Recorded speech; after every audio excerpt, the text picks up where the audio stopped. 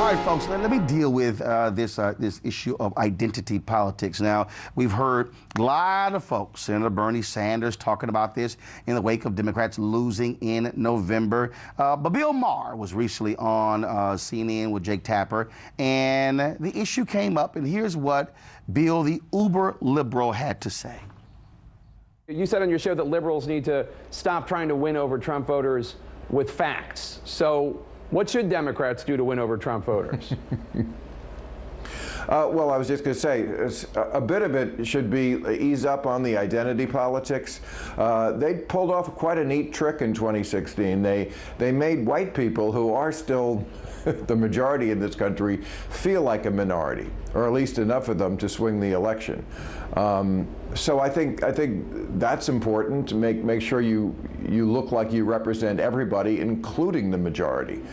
And also go where the energy is in the party. Hillary is a lovely lady, but she couldn't fill the function room with the Olive Garden, and there was a 74-year-old man who was getting crowds of 20,000 young people to come see him. Rallies matter. All right, folks, let's sort of break this thing down. See, anytime you hear somebody bring up identity politics, okay, what they're really talking about is when you have groups out there who are fighting for rights, long ignored. If you go back to the Black freedom movement, some folks call it the Civil Rights movement, that's really when identity politics, well, that phrase really was coined, was established, because you had African Americans who were fighting for their rights. Student Nonviolent Coordinating Committee, CORE, NAACP, National Urban League, the Big Six, National Congress of Negro Women, all of them were actually doing that. And so the critics then used that against them by saying, oh my goodness, you're practicing identity politics. But here's the problem with that. Anytime that phrase is used, it's always used if you're not talking about white people. But the reality is, identity politics also includes white people. We saw that during this election. Anytime you heard working class, they were not talking about black people. Whenever you hear somebody say, oh, the working class in Ohio and Pennsylvania and Wisconsin and the steel mills, they were not talking about us. They didn't show us. It was always aggrieved whites who said, oh my God, we're looking at all these things that are happening for black people, for Latinos and others. Let me also help you out with something. Shortly after the election, Thomas Edsall with the New York Times wrote a piece where he talked about this whole notion of white voters and how they view the issue of politics. They broke down some poll data after the Reagan Revolution in 1984. They went to Macomb County, Michigan. They went to all of these places in the Midwest, these Rust Belt states. But you also see the heartland, the flyover states. What they're actually saying is places where black people don't live. And here's what he said in 1984. They went in and the folks there said, the Democrats have done too much for black people. Y'all, this is in 1984. But take it back about 20 years. The exact same thing was said in the wake of the Civil Rights movement. And you know what? We're good. Y'all have done enough for them. What about us? In fact, let me take it further. If you go back to the period of Reconstruction, the 12 years after the Emancipation Proclamation, after 244 years of slavery, after about 5 or 6 years, whites said in America, you know what? We've pretty much done enough. We're tired of this Reconstruction stuff. After the 13th Amendment was passed, after the 14th Amendment was passed, after the 15th Amendment was passed, then all of a sudden it began to wane. When did Reconstruction end? The Great Compromise of 1877. And guess what happened? Federal troops pulled out of the 3 southern states. That's when Jim Crow began. So we've always had this period in our history where whites have said, all right, y'all got enough. But remember, President Barack Obama, just 1 year or 2 years into his term, CBS did a poll, asked the Tea Party their thoughts. 25% of them said he's done way too much for black people. I'm sorry, I was still looking for what he did for black people in the first year or two. See, so what you have to understand is, anytime you hear this phrase, oh, too much identity politics, what they're saying is, look, stop talking about black stuff.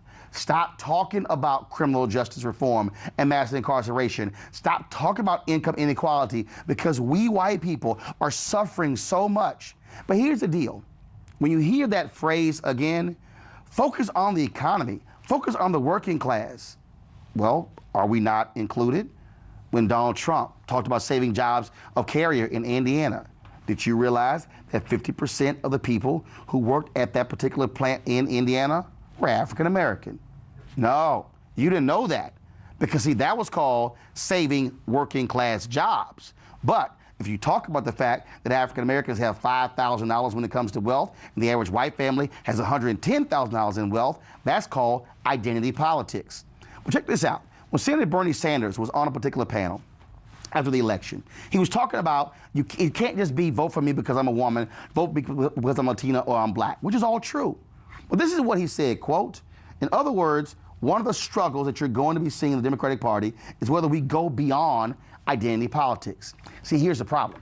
Senator Bernie Sanders has identified identity politics as saying, vote for me because I'm black. He's ignoring the issue. See, he wants to focus on class. You can't deal with class unless you deal with race. Because if you ignore race in class, then all you're doing is talking to white folks and not talking about black people. And so Bill Maher is the same way.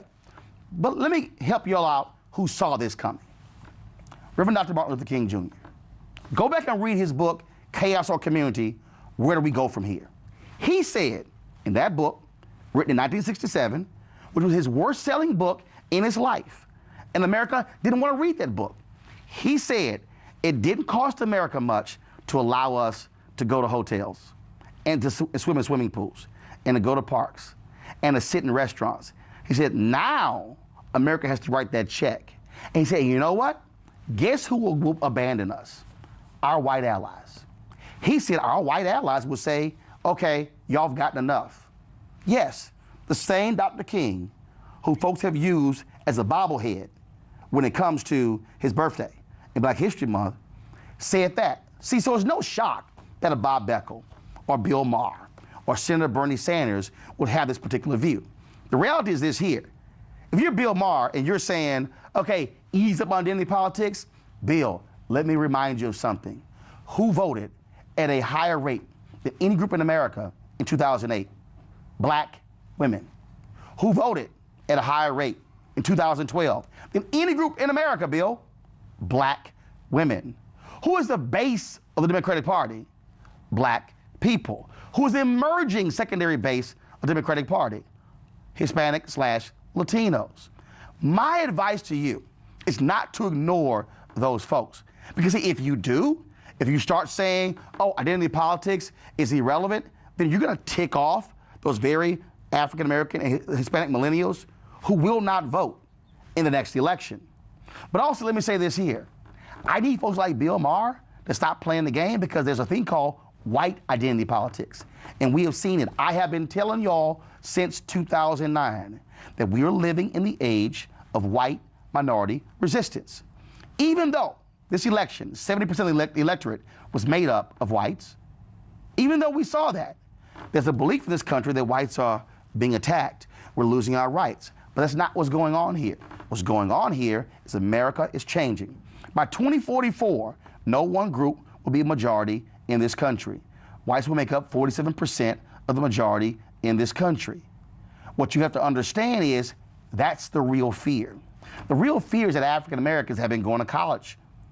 Black women go to college more than anybody else in this country. The real fear is you're seeing the economic gains of Latinos at the expense of somebody else. But let me give you another history example. 1940s, there was a fierce race war in Detroit. You know why? Because Ford Motor Company and the other companies were looking to hire black people. White workers did not want to see African Americans getting those jobs. You had a fierce race war in Detroit as well as in Chicago over the issue of housing, public housing. What you have to understand, folks, is that when you see all of these attacks on identity politics, and what Bill Maher says, hey, focus on the majority, what they're actually saying is stop talking about police abuse. Stop talking about police reform, because focus on my job, my white job. That's what I want you to focus on. But here's my last point, Bill Maher and Bob Beckel, and even Senator Bernie Sanders. If you study the history of America, wherever you've seen black progress, you've seen white progress. Ask white women who benefited from Title IX. Title IX was not about sports. It was about opening up the professional schools for women to become engineers, doctors, lawyers, professors. And guess who that benefited? White women. Where does Title IX come from? It's a provision of the 1964 Civil Rights Act. Who made that possible? Black folks. If you're Vietnamese and you like voting in your language on a ballot, who should you think? Black people. Do you know why? That's a provision of the 1965 Voting Rights Act. Oh, if you're disabled in America and you like those ramps and you appreciate the changes when it comes to the American with Disabilities Act, you might want to thank black people. Do you know why? That came from the 1964 Civil Rights Act. If you're gay and lesbian and you like having same-sex marriage, thank black people. Why? 14th Amendment, Equal Protection Clause, one of the Reconstruction Amendments. If you look at even the period of Reconstruction, whites advanced economically and educationally because of the laws put in place by black people.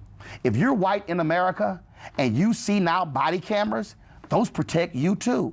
If you see the fight against mass incarceration, that's protecting you who are white who are now using meth. Now you have whites who are saying, oh, don't put our kids in jail because of opioids. Well, thank the black folks who went to jail fighting the very laws when it came to crack. My point is this here. Identity politics has made America a better nation, a more perfect union. So Bill Maher, you might want to read some history. Bob Beckel, you might want to read some history. And Senator Bernie Sanders, you might want to stop ignoring black media like you did during the election, because maybe that's one of the reasons why you lost, because you ignored the actual folks who make it possible for Democrats to win. A peaceful protest turned deadly. 37-year-old black man was shot and killed by Baton Rouge police. Your hands are in the air, and you still get shot by the cops. Oh my God, please don't tell me he's dead. We're not going to let hate define us. Race is a big part of this. If truly all lives matter, then all lives need to matter equally. What we require is action. What we require is accountability. We understand that black lives do matter, and we will keep focused on this issue. NewsOne Now, every weekday morning at 7 on TV1.